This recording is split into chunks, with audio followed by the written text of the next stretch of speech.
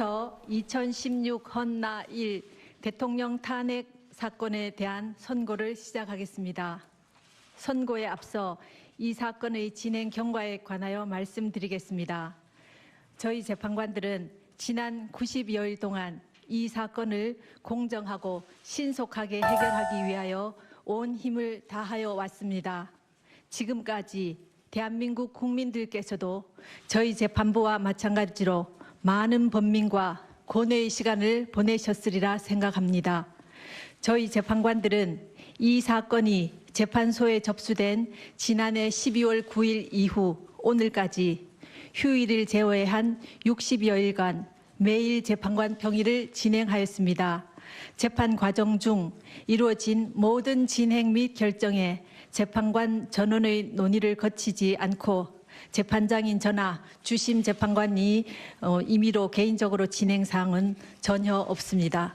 저희는 그간 3차례의 준비 기일과 17차례에 걸친 변론 기일을 열었습니다. 그 과정에서 청구인 측 증거인 갑 제174호증에 이르는 서증과 12명의 증인, 5건의 문서 송부 촉탁 결정 및 1건의 사실조회 결정, 피청구인 측 증거인 을 제60호증에 이르는 서증과 17명의 증인, 6건의 문서 송부 촉탁 결정 및 68건의 사실조회 결정을 통한 증거조사를 하였으며 소추위원과 양쪽 대리인들의 변론을 경청하였습니다. 증거조사된 자료는 4만 8천여 쪽에 달하며 당사자 이외의 분들이 제출한 탄원서 등의 자료들도 40박스의 분량에 이릅니다. 대한민국 국민 모두 아시다시피 헌법은 대통령을 포함한 모든 국가기관의 존립 근거이고 국민은 그러한 헌법을 만들어내는 힘의 원천입니다. 재판부는 이 점을 깊이 인식하면서 역사의 법정 앞에 서게 된 당사자의 심정으로 이 선고에 임하고자 합니다. 저희 재판부는 국민들로부터 부여받은 권한에 따라 이루어지는 오늘의 이 선고가 더 이상의 국론 분열과 혼란을 종식시키고 화합과 치유의 길로 나아가는 밑거름이 되기를 바랍니다. 또한 어떠한 경우에도 헌법과 법치주의는 흔들려서는 안 될 우리 모두가 함께 지켜가야 할 가치라고 생각합니다. 지금부터 선고를 시작하겠습니다. 먼저 이 사건 탄핵 소추안의 가결 절차와 관련하여 흠결이 있는지 살펴보겠습니다. 소추 의결서에 기재된 소추 사실이 구체적으로 특정되지 아니하였다는 점에 대하여 보겠습니다. 헌법상 탄핵 소추 사유는 공무원이 그 직무 집행에서 헌법이나 법률을 위배한 사실이고 여기서 법률은 형사법에 한정되지 않습니다. 그리고 탄핵 결정은 대상자를 공직으로부터 파면하는 것이지 형사상 책임을 묻는 것은 아닙니다. 따라서 피청구인이 방어권을 행사할 수 있고 심판 대상을 확정할 수 있을 정도로 사실관계를 기재하면 됩니다. 이 사건 소추 의결서의 헌법 위배 행위 부분이 분명하게 유형별로 구분되지 않은 측면이 없지 않지만 법률 위배 행위 부분과 종합하여 보면 소추 사유를 특정할 수 있습니다. 다음으로 이 사건 탄핵 소추안을 의결할 당시 국회 법사위의 조사도 없이 공소장과 신문기사 정도만 증거로 제시되었다는 점에 대하여 보겠습니다. 국회의 의사 절차의 자율권은 권력 분립의 원칙상 존중되어야 합니다. 국회법에 의하더라도 탄핵 소추 발의 시 사유조사 여부는 국회의 재량으로 규정하고 있으므로 그 의결이 헌법이나 법률을 위배한 것이라고 볼 수 없습니다. 다음, 이 사건 소추 의결이 아무런 토론 없이 진행되었다는 점에 관하여 보겠습니다. 의결 당시 상황을 살펴보면 토론 없이 표결이 이루어진 것은 사실이지만 국회법상 반드시 토론을 거쳐야 한다는 규정은 없고 미리 찬성 또는 반대의 뜻을 국회의장에게 통지하고 토론할 수는 있습니다. 그런데 당시 토론을 희망한 의원은 한 사람도 없었으며 국회의장이 토론을 희망하는데 못하게 한 사실도 없었습니다. 탄핵 사유는 개별 사유별로 의결 절차를 거쳐야 함에도 여러 개 탄핵 사유 전체에 대하여 일괄하여 의결한 것은 위법하다는 점에 관하여 보겠습니다. 소추 사유가 여러 개 있을 경우 사유별로 표결할 것인지 여러 사유를 하나의 소추안으로 표결할 것인지는 소추안을 발의하는 국회의원의 자유로운 의사에 달린 것이고 표결 방법에 관한 어떠한 명문 규정도 없습니다. 8인 재판관에 의한 선고가 9인으로 구성된 재판부로부터 공정한 재판을 받을 권리를 침해하였다는 점에 관하여 살펴보겠습니다. 헌법재판소는 헌법상 9명의 재판관으로 구성되어 있습니다. 그런데 현실적으로 재판관의 공무상 출장이나 질병 또는 재판관 퇴임 이후 후임 재판관 임명까지 사이의 공백 등 여러 가지 사유로 일부 재판관이 재판에 관여할 수 없는 경우는 발생할 수밖에 없습니다. 헌법과 법률에서는 이러한 경우에 대비한 규정을 마련해 놓고 있습니다. 탄핵의 결정을 할 때에는 재판관 6인 이상의 찬성이 있어야 하고 재판관 7인 이상의 출석으로 사건을 심리한다고 규정하고 있습니다. 9명의 재판관이 모두 참석한 상태에서 재판을 할 수 있을 때까지 기다려야 한다는 주장은 헌재와 같이 대통령 권한대행이 헌법재판소장을 임명할 수 있는지 논란이 되고 있는 이러한 상황에서는 결국 심리를 하지 말라는 주장으로서 탄핵 소추로 인한 대통령의 권한 정지 상태라는 헌정 위기 상황을 그대로 방치하는 결과가 됩니다. 8명의 재판관으로 이 사건을 심리하여 결정하는데 헌법과 법률상 아무런 문제가 없는 이상 헌법재판소로서는 헌정 위기 상황을 계속해서 방치할 수는 없습니다. 그렇다면 국회의 탄핵소추 가결 절차에 헌법이나 법률을 위배한 위법이 없으며 다른 적법 요건에 어떠한 흠결도 없습니다. 이제 탄핵 사유에 관하여 살펴보겠습니다. 우선 탄핵 사유별로 피청구인의 직무 집행에 있어 헌법이나 법률을 위배하였는지 여부에 대해서 살펴보겠습니다. 공무원 임명권을 남용하여 직업 공무원 제도의 본질을 침해하였다는 점에 대해서 보겠습니다. 문화체육관광부 노 국장과 진 과장이 피청구인의 지시에 따라 문책성 인사를 당하고 노 국장은 결국 명예퇴직하였으며 장관이던 유진룡은 면직되었고 대통령 비서실장 김기춘이 문화체육관광부 제1차관에게 지시하여 1급 공무원 6명으로부터 사직서를 제출받아 그중 3명의 사직서가 수리된 사실은 인정됩니다.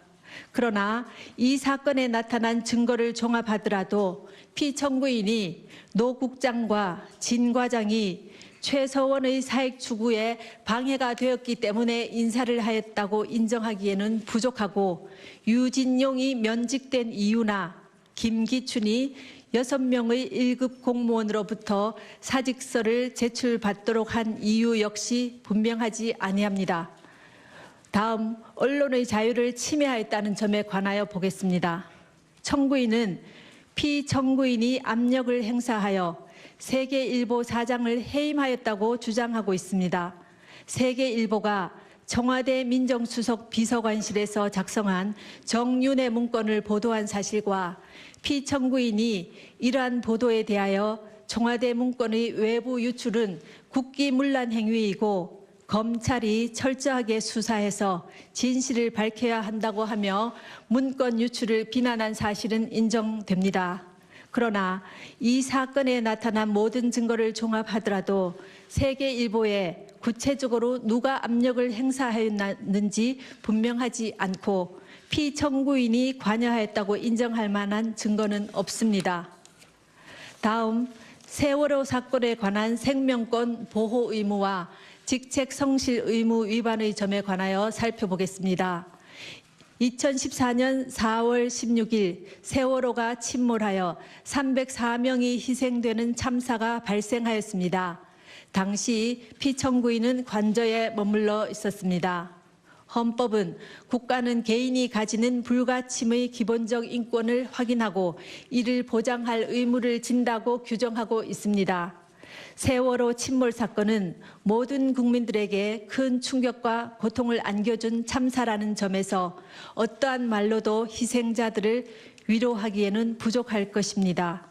피청구인은 국가가 국민의 생명과 신체의 안전 보호 의무를 충실하게 이행할 수 있도록 권한을 행사하고 직책을 수행하여야 할 의무를 부담합니다.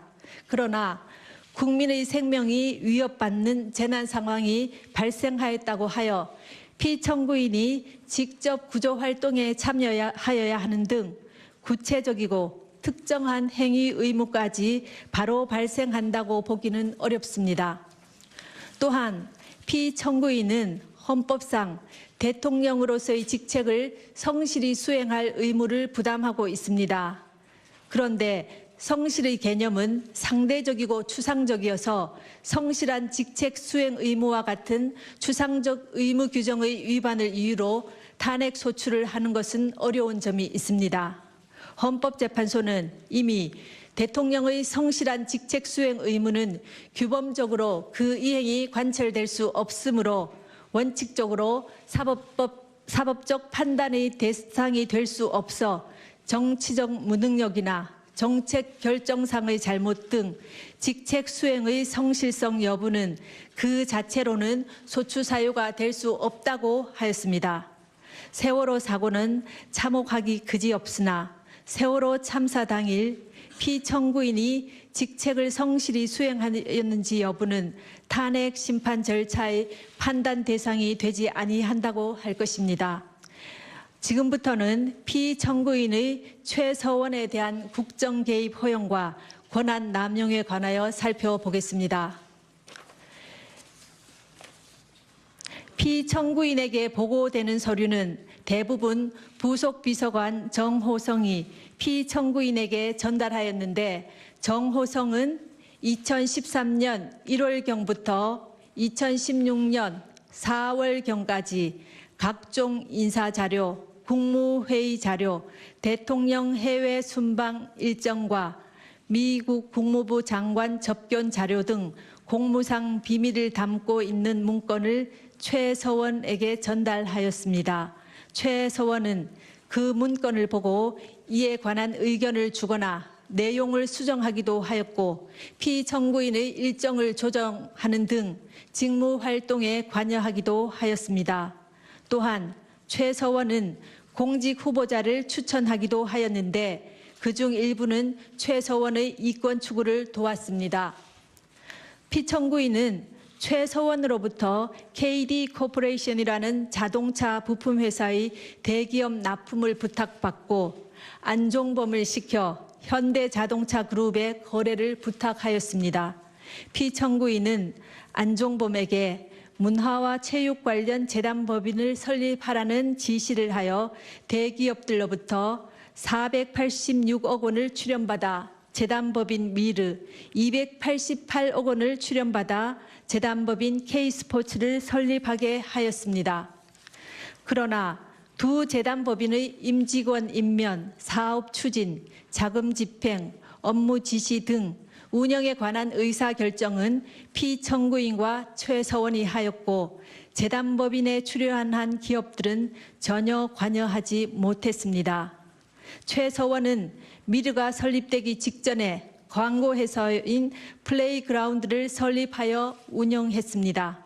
최서원은 자신이 추천한 임원을 통해 미르를 장악하고 자신의 회사인 플레이그라운드와 용역 계약을 체결하도록 하여 이익을 취하였습니다.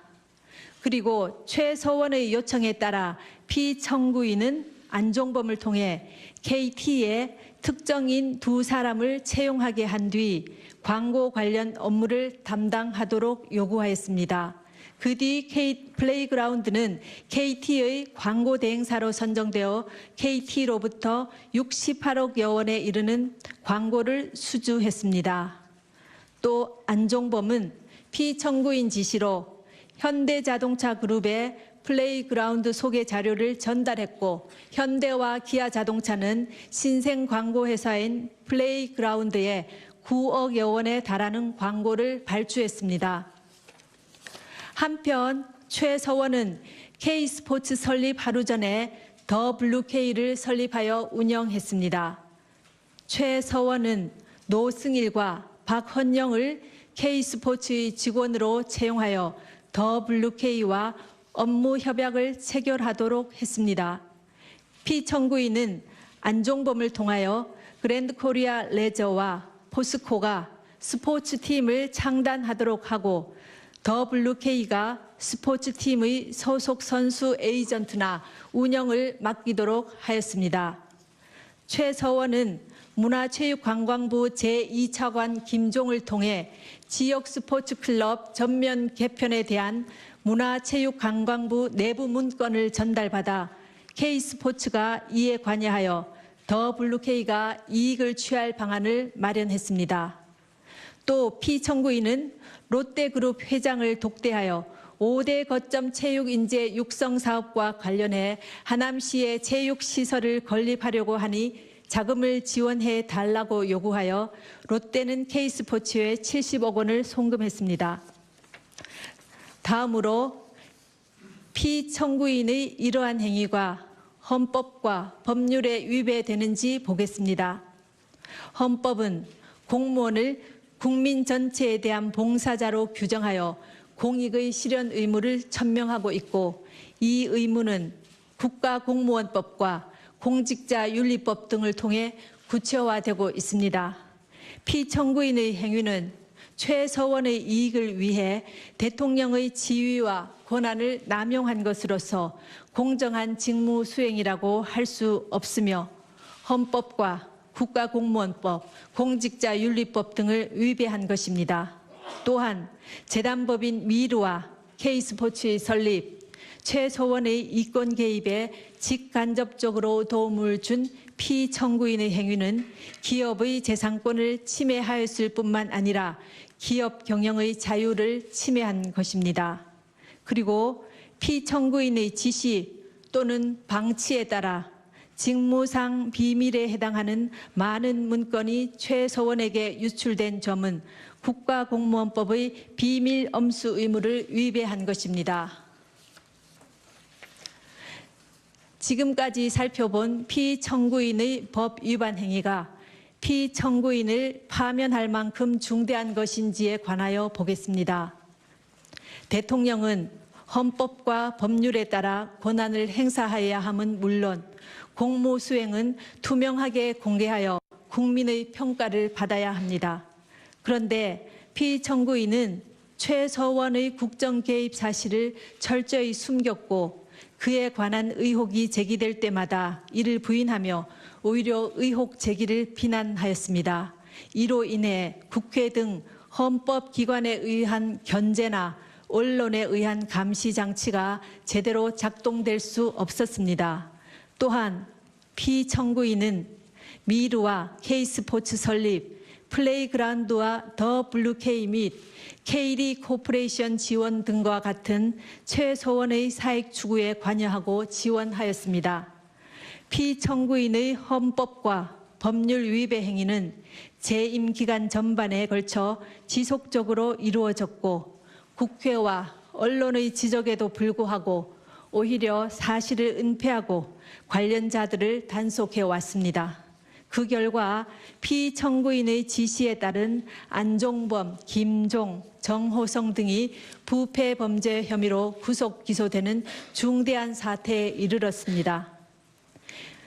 이러한 피청구인의 위헌 위법 행위는 대의민주주의 원리와 법치주의 정신을 훼손한 것입니다. 한편 피청구인은 대국민 담화에서 진상규명에 최대한 협조하겠다고 했으나 정작 검찰과 특별검사의 조사에 응하지 않았고, 청와대에 대한 압수수색도 거부하였습니다. 이 사건 소추와 관련한 피청구인의 일련의 언행을 보면 법 위배 행위가 반복되지 않도록 하여야 할 헌법 수호 의지가 드러나지 않습니다. 결국 피청구인의 위헌 위법 행위는 국민의 신임을 배반한 것으로 헌법 수호의 관점에서 용납될 수 없는 중대한 법 위배 행위라고 보아야 합니다. 피청구인의 법 위배 행위가 헌법 질서에 미치는 부정적 영향과 파급 효과가 중대하므로 피청구인을 파면함으로써 얻는 헌법 수호의 이익이 압도적으로 크다고 할 것입니다.